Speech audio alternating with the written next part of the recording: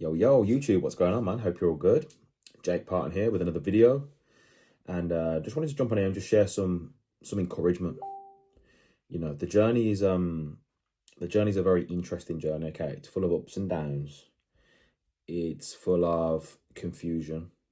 It's full of doubts.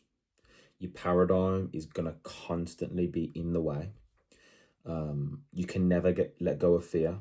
You can never let go of doubt. You can never let go of these things. They're always going to be there. What happens is the more you stay disciplined, which is the highest form of self-care, the more you're going to believe in yourself, the more you're going to back yourself, the more you're going to rate yourself. Okay, so when a situation does come up and you're overwhelmed with doubt, you get some adversity, something in your life happens, you are very aware of the fact that because you're disciplined, meaning you can get yourself to do things that when you don't want to do them, you start to build like mental calluses. You start to build confidence. Okay, you start to feel bulletproof. Okay, it's just the truth. And you become better at handling stress. You become better at going another day, not being emotional, because discipline doesn't require emotion. Okay, discipline requires, you need to be emotional about the end result, but but then make logical decisions leading up to that emotional outcome. Okay.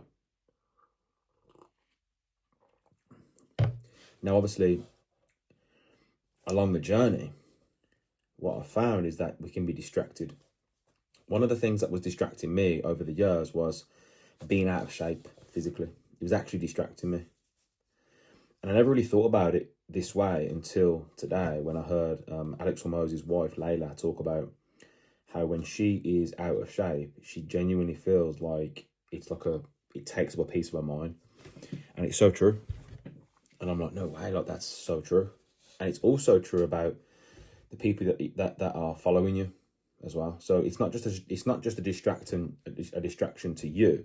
It's also a distraction to them, because they're in the back of their mind thinking, why are you out of shape as well? Like, they could be out of shape, right? Which is okay if you are. Now, it's not okay if you're not. Okay, so they're now they're distracted by their mediocrity.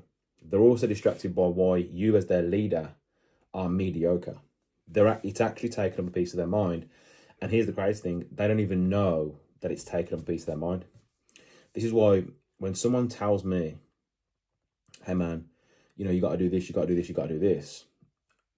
Now I'm very aware of who I'm going to listen to based on physical appearance, based on results, based on consistency, based on discipline, based on self-care, based on results, essentially.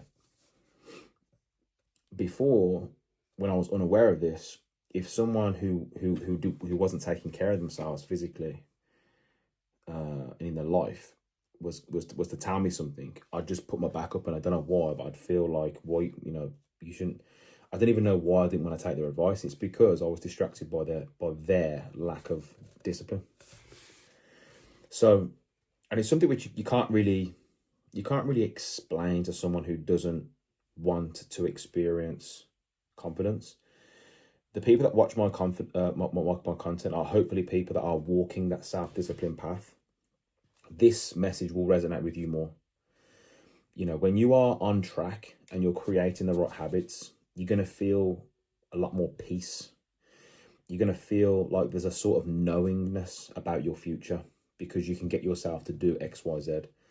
You know, anxiety only really comes up when you don't believe that you can actually get the job done. So if you spend every single day, you know, getting the daily habits done, regardless of how you feel, you are going to have a bigger sense of knowingness, belief, peace about the bigger outcome actually taking place. Okay, but it all starts with the daily disciplines that compound over time. Okay. it's just something to be very, very aware of. You know, what you want to do is you want to take a look at what you want the outcome to be, and then you want to actually construct habits that add up to that, kind of like a calculator equation. You know, how can I get the answer 4, right? You know, 2 plus 2 equals 4, 1 plus 3 equals 4, or 2 plus 3 equals 5. So I need to change something there because that's not going to give me the desired outcome. Make sense? That's the same with your life. Let's say you want to get in good shape. You know, let's say you want to look a certain way by summer. You know, right now you need to be, you know, eating right, training right, sleeping right, and then that's going to add up to this, right? You need to be making sure your environment's okay, you know, making sure that your associations are okay, making sure you've got the right accountability, and all these little tiny things that you have in place are going to add up to the end result being what you want it to be. When it comes to making money, the exact same thing. You know, who you're listening to, what business model, what investments are you involved in right now? Do they even add up to it? See, when I had a goal of creating time and financial freedom, I took a look at what I was doing, trading my time for money, working in a factory for £40,000 a year. That actually wasn't added up to my goal. So I actually needed then to find a new way to make money in a new way as well. So it wasn't money that I was trading my time for. It was money that I was actually earning in my sleep, residual income. So I was creating that time freedom as well. So now I've got the mentorship in place, I've got the accountability in place, I've got the systems in place, I've got the investments in place, all to add up to where I'm actually going. And that there, based on my disciplines in all areas, if I'm disciplined in the gym, I'm going to feel more confident in business. Okay. If I'm disciplined in business, I'm going to feel more confident in my health and fitness. It's because how you do one thing is how you do everything. And you just have a standard for who you are as a person. Okay, guys. So think about your outcomes, think about your habits, think about your self-care right now. The highest form of self-care is self-discipline. Reading's important. Having a bubble bath is important. You know, putting candles on and having a robe on and meditating is very, very important for sure. But 100% the most highest form of self-discipline, self-care is self-discipline. Getting yourself to do the things that are necessary for you to achieve the desired outcome. I love you all, guys. Let's go.